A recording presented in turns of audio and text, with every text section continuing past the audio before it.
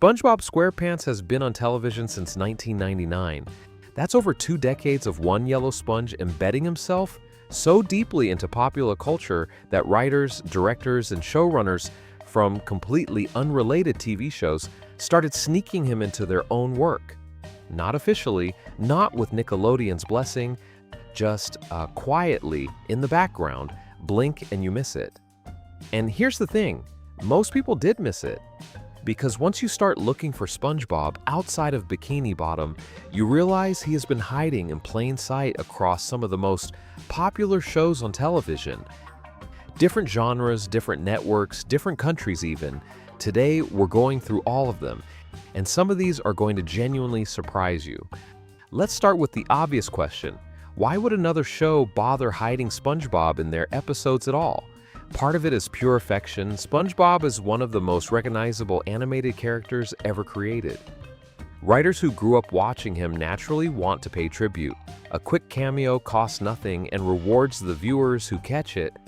But part of it is something more interesting. SpongeBob cameos tend to appear in specific kinds of scenes: bedrooms, children's backgrounds, toy stores, posters on walls, and occasionally in moments that feel almost too deliberate to be accidental, right at the center of the frame, as if someone on the production team wanted to make absolutely sure a specific viewer would eventually notice. That pattern is worth paying attention to, so let's go through the shows one by one. This one is perhaps the most famous SpongeBob cameo in live-action television history, and it lives in one of the darkest shows ever made. Breaking Bad.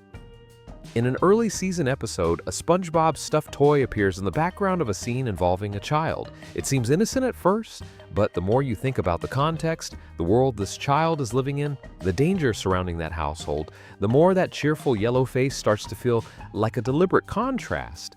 Innocence placed inside devastation.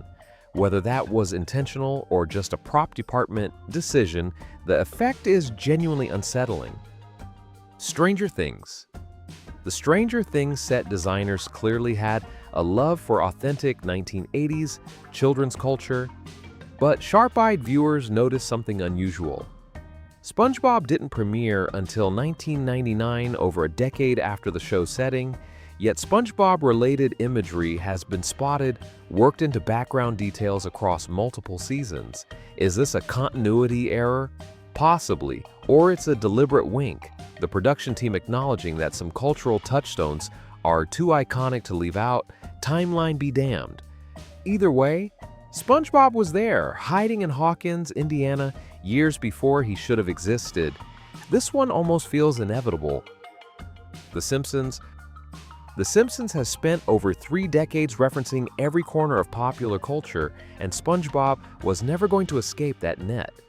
SpongeBob has appeared in Simpsons episodes in various forms, as background television content, as merchandise visible in scene dressing, and in at least one instance as a direct visual gag.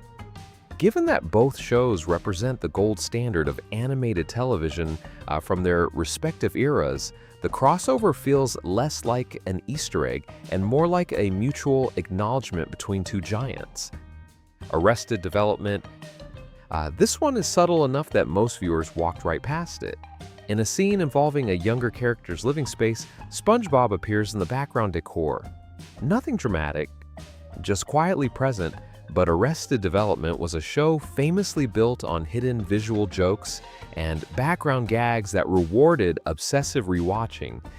So finding SpongeBob tucked into the scenery feels completely intentional. The writers knew exactly what they were doing. Grey's Anatomy.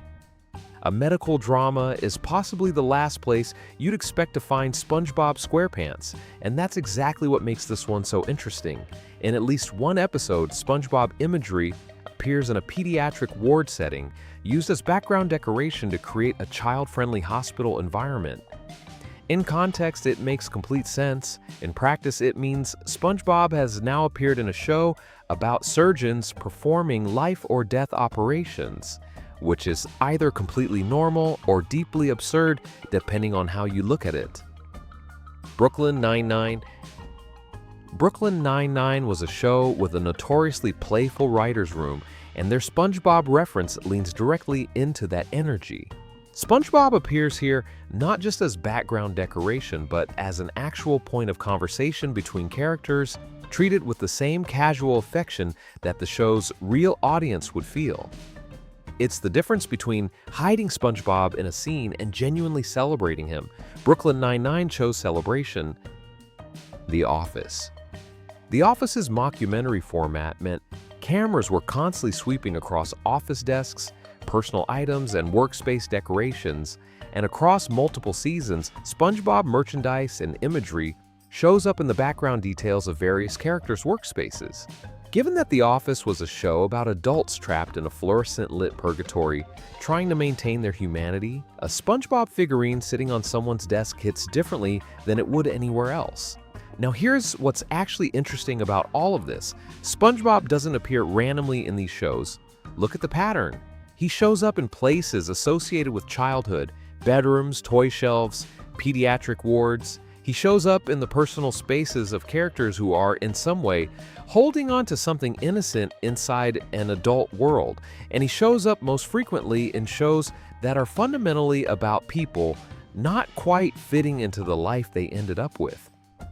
Breaking Bad, The Office, Arrested Development, Stranger Things, every single one of those shows is, at its core, about characters who feel displaced, who are performing a version of adulthood that doesn't fully belong to them, and somewhere in the background of their carefully constructed adult lives, SpongeBob is sitting there, smiling. Whether the writers intended that reading or not, it's hard to unsee once you notice it. Here's what I think is actually happening. SpongeBob is one of those rare cultural objects that adults are allowed to love without embarrassment. Everyone watched him. Everyone remembers him. He belongs to a specific era of childhood that a huge portion of the television audience shares. So when a writer sneaks him into the background of their show, they're not just making a joke, they're leaving a small, quiet signal to everyone watching who grew up with Bikini Bottom.